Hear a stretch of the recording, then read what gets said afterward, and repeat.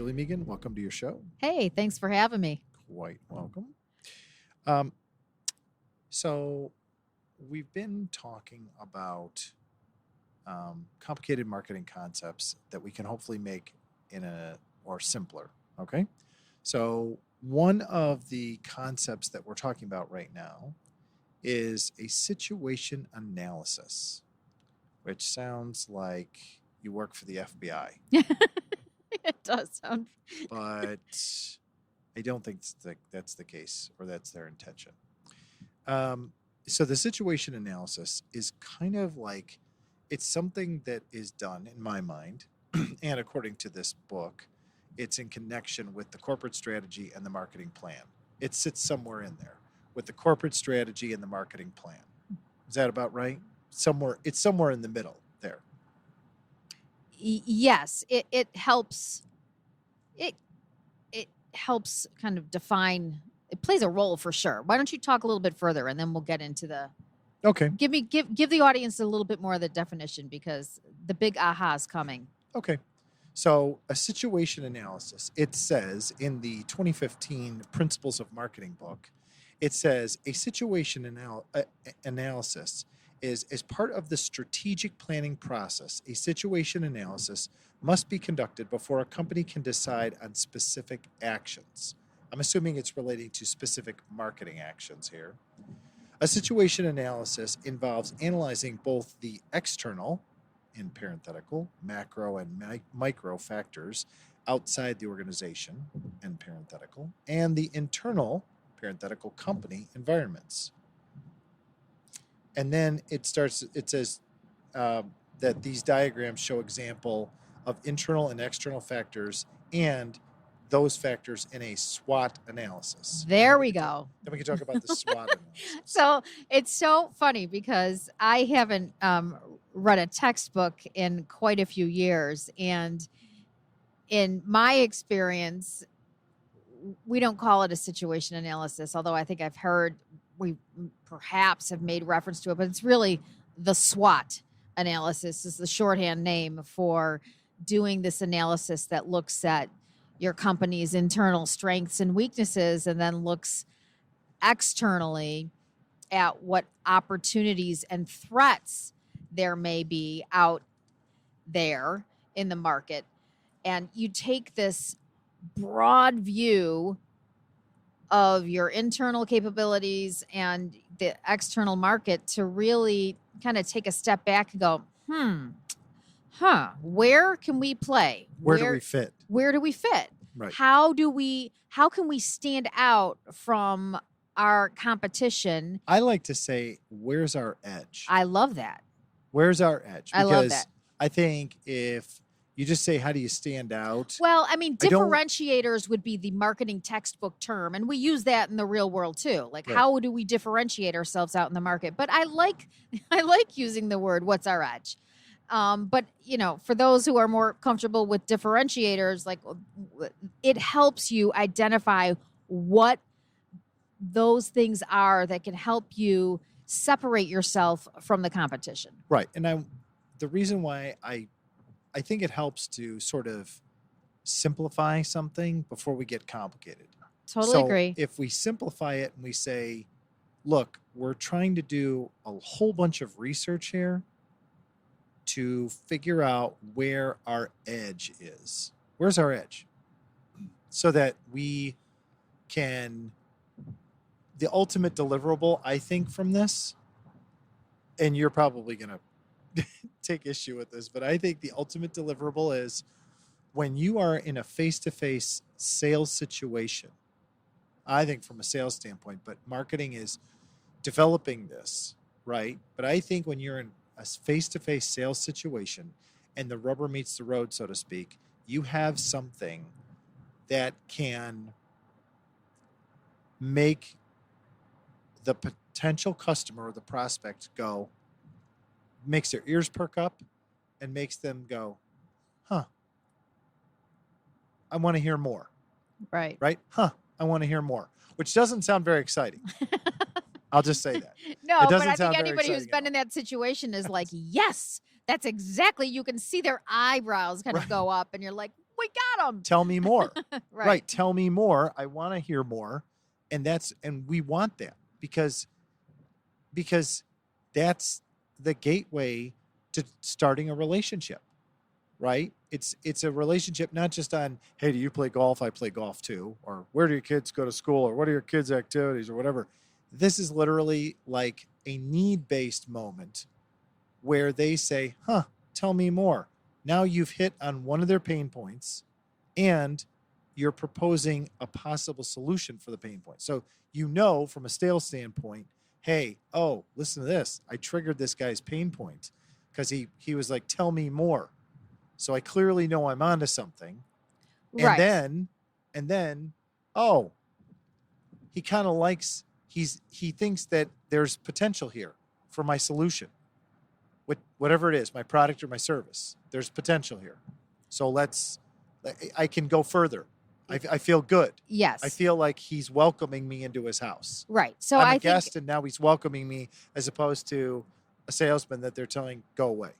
Right. Yeah. No, I agree. So I mean, in a sales situation, but if you take it up to the 100,000-foot level, when you go through this SWOT analysis, it can really help you not only with your differentiators, it can help you with your overall value proposition, which really is maybe one step above your differentiators, because your value proposition is a but you don't necessarily need this to create a value proposition. No, you don't. I just want to be clear on that. No, because we've talked about it in previous episodes, right? And I will tell you, but hold on. So let me finish that thought. Because if it was necessary, we would have brought it up that a SWOT analysis is necessary to develop value proposition, and it's not. No, it's not necessary, but I think it is. It's helpful. The process of doing this SWOT analysis helps you really take a step back, and get a holistic, comprehensive view of your organization and where you do fit. And I think while all of the data points that go into your SWOT analysis, like we've got great customer service, we've got great clients, we've got great relationships with referral sources, on the weaknesses side, maybe, we're short staffed or our technology is behind the times. But you may know all of those individually, of course you would, but then when you put them all together in the context of this SWOT analysis, things start to jump out at you a little bit. But it also, can I just say, from a business owner standpoint, that it also keeps you from jumping out of your skin. Because what do you mean? Well, because secretly that you have a weakness on something, and it's helpful to know you also have strengths to counterbalance that. Right. Because otherwise you jump out of your skin and you go, oh my God, we don't have a depth of field here. Well, we don't have enough experienced people, or we don't have the equipment to be able to pull this off. We don't have the whatever that our competition has. And you start to get itchy. You start to want to jump out of your skin, like, God, how are we going to compete with this? And I mean, that's if you're a realistic person, because you got to think about that when you're a business owner. You're like, well, wait a second, we don't have that. But the SWOT analysis gives you pause for thought, because you go, okay, well, we don't have that, but we're nimble. It's kind of like, it's kind of like when they're talking guerrilla marketing, and they say, like when you're big, or they're big and you're small, you're nimble and they're slow, right? So you sit there and you go, well, they're big, they have all these operations and they have all this other stuff. Yes, but then they have layers of approval they have to get through in order to do something, and we don't. So if we want to make a move in a market, we can, and we can move a lot quicker, right? Right. So I think the SWOT analysis helps from that perspective too. It's important, and it's what you want to do. Yeah, I think you're right. I think it also, so you can identify your edge. Yeah. But I think from a marketing perspective, it can also help you identify where there's some opportunities to focus. I mean, maybe you've got, I'll just use an example. Maybe you are in professional services. Now, when you say opportunities to focus, are you talking about markets? It could be a market. It could be service line. It could be product line. And but when you go through this process and you start looking at, oh, wow, we're really strong here, Right. or, oh, look, in the market this year, we're seeing a real, I guess an easier one would be, oh, there's going to be some, a legislative change that's going to require that all of our customers or clients do X, and we can help them with that. Right. So that can help you say, all right, well, you know what, for the next 12 months, we need to do some campaigns around this. So are we heading toward, this sounds like we're heading toward, we need to come up with a list of why you want to do a SWOT, why the value of a SWOT analysis, basically. Sounds almost like that's what you're talking about. The value of a SWOT analysis. Yeah, I guess you're right. I am giving So some examples I'd of what say- you would get out of doing it, because and I've done a lot of these in the last 30 years. Some eyes roll when you're like, it's time to do a SWOT analysis. But once you've done it, and maybe we should talk about that process a little bit, because this is not something that marketing does. This Well, is first really... we got to get into defining it because we haven't even gotten to defining it yet. So let's, whoa, hold on. Okay. All right. I Okay. guess before we do it, we should define it. Well, because I thought we had. Well, we talked about what it is. Well, not really, because I didn't get to the definition. So let me give you the definition. According to the Principles of Marketing book from 2015, proposed by the University of Minnesota Press, it says, based on the situation analysis, organizations analyze their strengths. That's the S in SWOT. Here we go. We're going through the acronym SWOT. Strengths, weaknesses, opportunities, and threats, or conduct what's called a SWOT analysis. Strengths and weaknesses are internal factors and are somewhat controllable. For example, an organization's strengths might include its brand name, efficient distribution network, reputation for great service, and strong financial position. A firm's weaknesses might include lack of awareness of its products in the marketplace, a lack of human talent or resources, and poor location. Opportunities, that's the O in SWOT, opportunities and threats, T, are factors that are external to the firm or company and largely uncontrollable. So opportunities might entail the international demand for the type of products the firm or company makes, few competitors, and favorable social trends, such as people living longer. Threats might include a bad economy, high interest rates that increase their borrowing costs for a company to run, and an aging population that makes it hard for the business to find workers. So, some of those are very, I don't want to say highfalutin, but they are kind of highfalutin, big issues like that you'd see in a big company, not necessarily a local yokel who's trying to just work their, Yeah, but depending on professional what... services company in a local area. They're not going to consider, they're not going to consider international demand for their products. I mean, they might. I think but it depends on what services they're selling. I mean, they So- might sell to customers that are internationally active, and therefore might, yeah. that So the first two, strengths and weaknesses, are internal factors. The next two are external factors that they can't control, opportunities and threats. So opportunities can change and threats can change. And I would add, and I feel like your competition shows up a lot in the opportunities and threats. I mean, well, that's where they say, yeah, oh, I'm sorry. those are your threats. Right.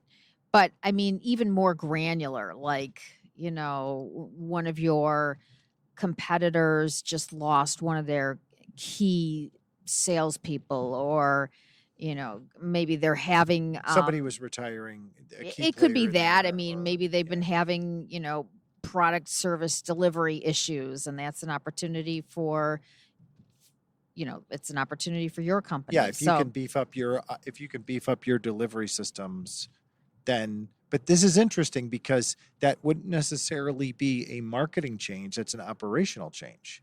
Right, so but I'm this looking SWOT at it as a... analysis has value beyond just the marketing Oh, I And think I for think that's maybe why people roll their eyes. They're like, I think there's an expectation like, well, look, you're in marketing. Why do we have to go to this extent? Just give me the marketing slogans and programs and things we need to say and do. We'll go out there, we'll give that to sales. They'll go out there and they'll make some sales. Why do we want to get this complicated and this technical? Well, I think, it's interesting. I've seen the SWOT analysis done in the business planning process, Right. and marketing benefits from that because, there are opportunities that, get highlighted through the SWOT analysis. So I think I've seen it in business planning process. I've seen it in the marketing planning process. I think it could fit in either. It depends on the organization and, how they approach both of those things, if they approach either of those things. Well, let's take the example and why, because I think it's, for the average person that's listening to this, who's marketing in a small company, I think that the SWOT analysis is,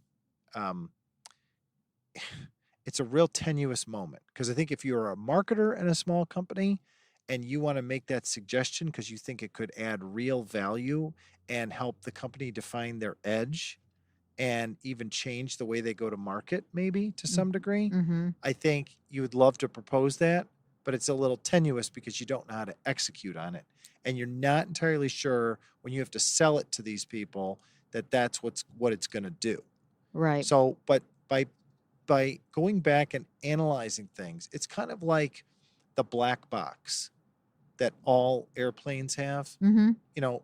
After the crash, they go back and they carefully analyze meticulously everything that went on, from the feedback of the instrumentation to the communications between the tower and the pilot. Mm-hmm. And in this case, with the SWOT analysis, you're kind of like doing that. It's almost like a crash analysis in the black box. But in this case, you haven't crashed yet. This is actually preventing a crash, Right. which is pretty cool. Yeah, it is. So that's another reason that this could be very valuable is you're preventing what could be a sales failure. Well, right? I think it's also valuable because one, it's not marketing isn't doing the SWOT analysis. This really is something that management, owners, heads of divisions, senior people in the organization, along with marketing and sales, should be a part of this conversation. But what I found interesting is that sometimes there's differing opinions on what the real strengths, weaknesses, opportunities, and threats are.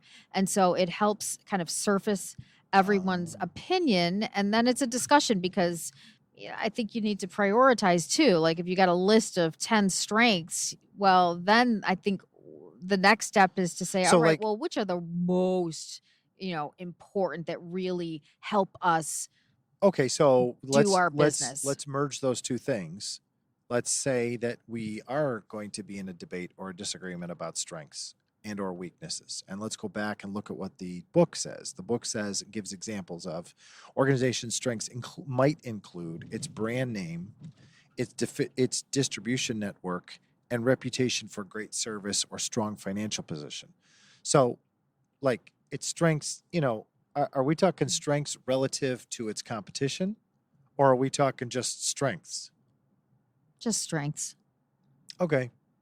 So good financial position is, well, relative to both its own strengths and to its competition, but its reputation for great service. Now that is, I guess all these things work both in conjunction in comparison to the competition. They do. as well They as, do. But I wouldn't look at it solely through that lens. But I mean, like, yeah, when you're talking about, Well, because I think ultimately that's one of the reasons why you're doing this SWOT analysis. If you have no competition, you don't need to do a SWOT analysis, right? I mean, it's kind of silly, right? I mean, yeah. So what do I need to it do is done what do I through need that. to do a SWOT analysis for if I don't have competition? And would you say that a SWOT analysis is even more important where you have a highly competitive situation, highly competitive market? I think so. Yeah. I think so. Well, I mean, if you don't, I mean, And you I don't. think it's important in small companies, and I've worked in small Have you done a firms. SWOT analysis in a small company? Yes. Okay. I mean, Small IT company? It Was that? happened to be a small IT company. Yeah. Yeah, it was a network engineering firm, but we And who decided they wanted to do it? I'm trying to think.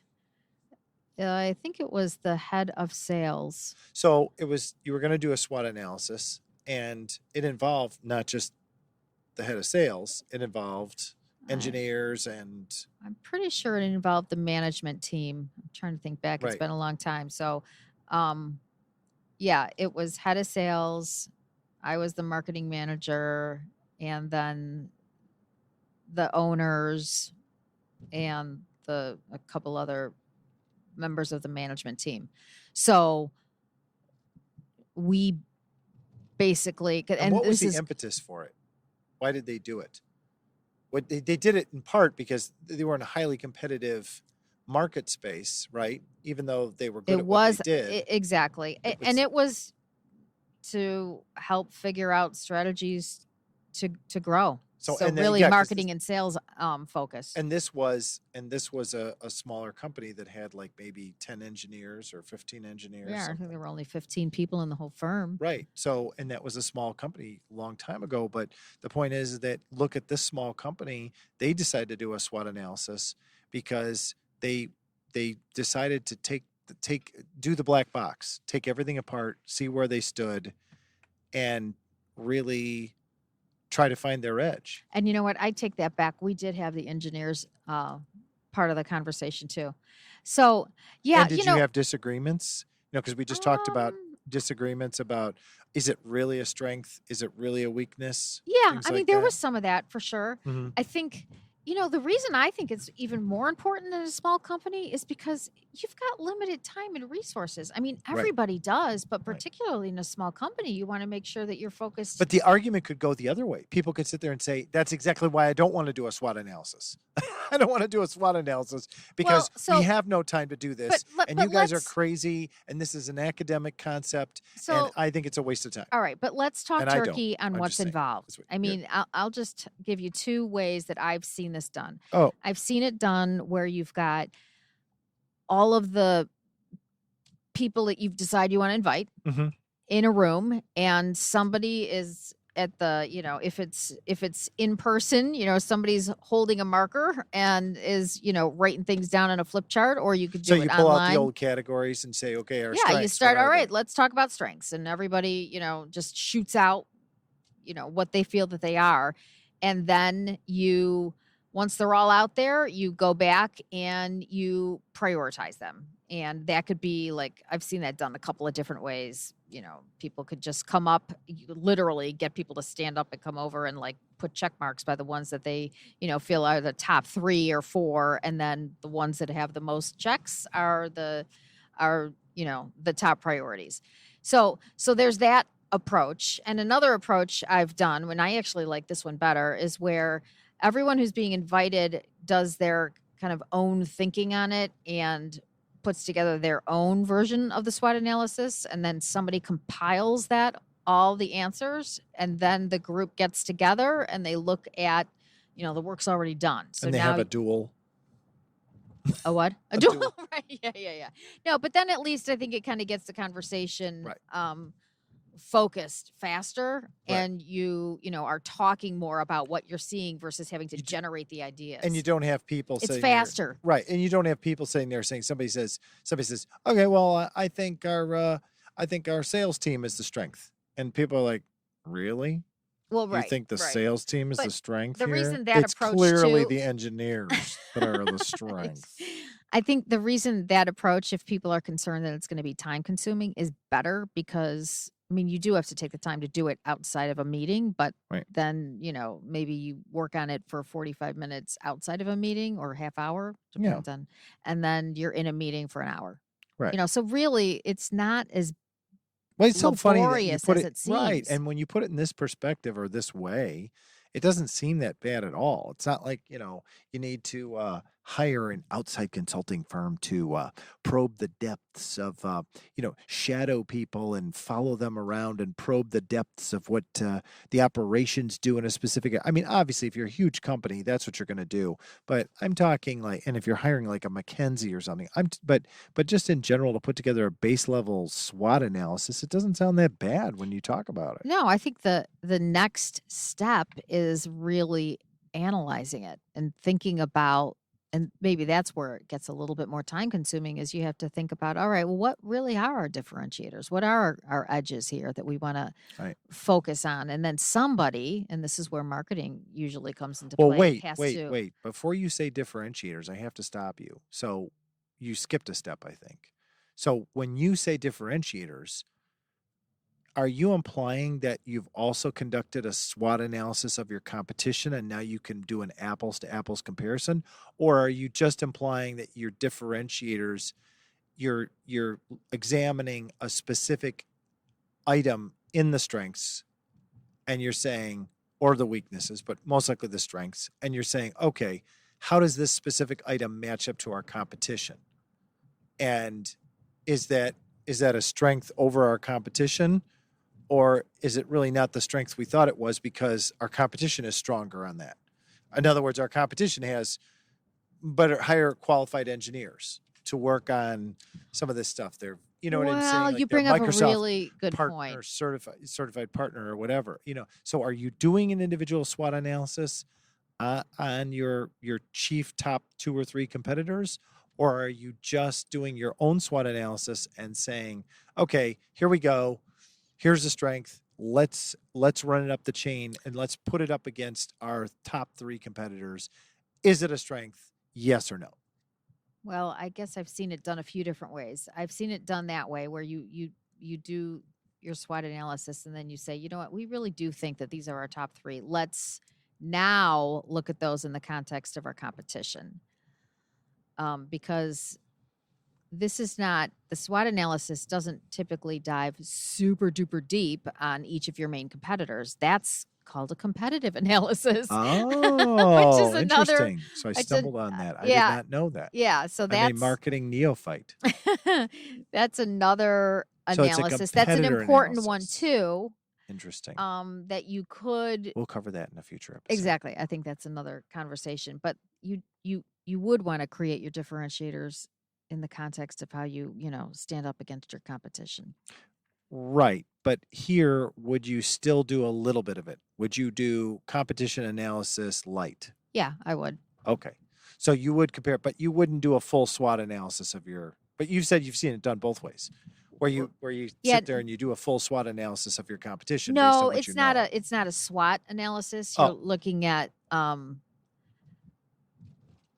of their, it's I guess kind of like a SWOT. I mean, look at what they do well, where you're competing, where they don't do well, how large they are, how do they compare against you? Why do you win against them? Why do you lose against them? What do we know about them? All of those types of things right. that give you a better view of who you're, who you're coming up against and But this is interesting because you said there's a competitive analysis, but then before we ever got to that, you said you're still going to see how you stack up. So you have to do some comparison, right? I mean, ultimately, isn't that what you just said? Like we've got to do some at some level. in the SWOT. Yes. In the SWOT analysis. When we're doing the SWOT. Well, yeah, because what you're going to find is when you look at your threats, you're going to be like, oh gosh, this is our biggest competitor. We, they are, we run up against them all the time, and they just, expanded into one of our key markets. Right. And that is going to be a big threat for us. So we better be aware of it and be doing something about it, in terms of, focusing on not only retention of your existing customers, but now how do we compete Okay. in a more aggressive market. So but it sounds to me like even if you're like, say you're a licensed professional, you have a small company or a small firm, you're a new entrepreneur heading into the market, this SWOT analysis has real legs I think it because, does, but let me add a caveat to that. So, I think that it is something that you should do, like a deep dive into your SWOT analysis, maybe every couple of years. But then during your or for sure starting out. oh, for sure, yeah, for sure, if you're starting out. But I think on a maybe every other year, you're kind of taking a look at it, maybe refreshing it, but not having this big brouhaha bunch of meetings because it may not change dramatically from year to year. But I Or you think could keep every your existing SWOT analysis and you could revisit it. well, that's what I'm saying. Oh, That's what I I'm see. saying. So I Not do didn't a say it well. complete from scratch. Yeah, right. No, revisit it. Revisit it. Yeah. Um, Well, because things in the marketplace do change. they do change. They do change, but it's probably the opportunities and threats that change the most. Some of your strengths and weaknesses may not change as much from year to year. Right. But yeah, I think you do a refresh, and then do a deeper dive, every couple of years. So, when we talk Or about, if you're hold on, one more thing. If Mhm. you're like expanding into a new market or, launching a new product line, I mean, there may be things, that might warrant doing a SWOT around something, very specific. I will just say this, and I wish that I had done more SWOT analysis when but here's what I will say. On opportunities, as a good example, opportunities, they come up quick. So you can't really do, sometimes you don't do a SWOT analysis. But here's the thing. By having done a SWOT analysis, when you do come up against new opportunities, you won't necessarily jump on them because they might not be an opportunity. Sometimes, yeah, a competitor's getting out of a market and you are in that market, but maybe they're getting out for a reason. That market is declining. It's not their fault that market is declining and they are going somewhere else. They're putting their resources somewhere else. So is that really an opportunity for you anymore? Or should you be paying attention instead of doubling down? Maybe you should be looking at why are they getting out, right? And you have to I think think about that's that, right. I think a lot of these are pause for thought. right? And the same thing with the threats. Like what appears to be a threat today may not actually be a threat because it may be that, yeah, they're really good at this, or externally, um, there looks like there's tariffs that are coming, or it looks like but things can change. That whole thing can change. So I think that gives you pause for thought, but I think you also sit there and you say, when you look at the SWOT analysis, you don't need to be too crazy about it, right? Yeah, You don't right. need to be like, oh my God, the SWOT analysis said this. And so therefore we can't, you don't want to be frozen with inaction. You still want to, the SWOT analysis is not meant to paralyze you. It's not meant to give you such specificity that you are frozen with indecision. You can still work and push forward in your markets and push for growth, but you don't have to be, you know, it's there to call attention and to be a reminder. And And to give you a big picture view right, that we don't always take the time to do. right. And so I think that's the benefit, one of the benefits of it. Well, I think this has been super value because I think, especially for smaller companies, bigger companies probably do this regularly, but for smaller companies that are thinking about, gee, I don't know, should I invest the time and the effort and the resources into doing this? We've got so many other things on our plate. I think you made some good points about the fact that it helps you clarify your value proposition if necessary, but it also keeps you focused on what are my strengths. And and like I was talking about, it can give you a sales edge to some degree because we're all faced with those moments, especially in sales, where we're face to face with somebody and they literally look at you and they say, so why should you matter to me? And as a salesperson, that's a lump in your throat moment because they look at you and they're not afraid. They're like, you know what? You had the nerve to knock on my door. You had the nerve to stand here. You want my attention. You got it. Now here's my question to you. Why should you matter to me? And you have to be able to answer that. You have to be able to say, I should matter to you because my company's product or service can take away your pain. And that's why I should matter to you. And you have to be able to communicate that. And you can say it by leveraging not just the value proposition, but you can say it by leveraging the information you get from the SWOT analysis, specifically the strengths. Well, I think that what comes out of the SWOT analysis in terms of how you want to position your company um, is something obviously that people that are selling are going to need those talking points, but those messages get built into how you position yourself on your website, how you position yourself in, For sure. any external communications, any Yeah. advertising, how you handle yourself in proposals, and how, you do a brochure, how anything that is being communicated about your organization should be incorporating what, your differentiators are and your value proposition, and the SWOT analysis helps inform all of that. Yeah. Well, I think that's awesome. And I think it makes it accessible because I had in my head going into this that it was this super complicated, detailed I used to think activity it was too. that It's involved really not. all that involves spreadsheets and lots of deliberate research and analysis and thought and all this stuff. And it really is just using some common sense and scribbling out some information into some columns and then starting to think about them, rank them, and figure out, okay, now that we've got all this stuff, we've ranked it, is this stuff really a strength, a weaknesses? Well, Are these opportunities and threats? I guess you did touch, and we can wrap on this, but it does take thoughtfulness.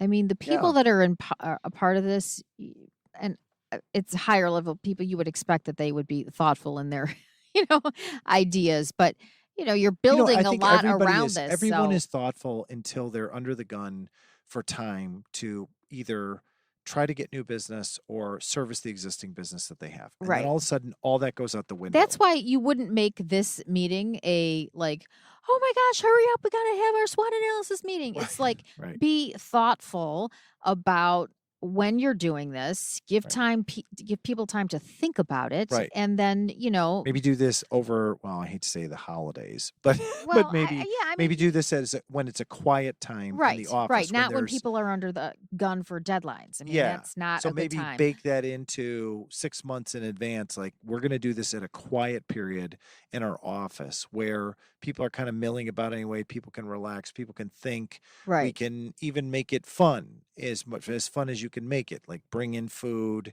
and have people do it, and then bring their SWOT analysis and keep it really simple and light and fun.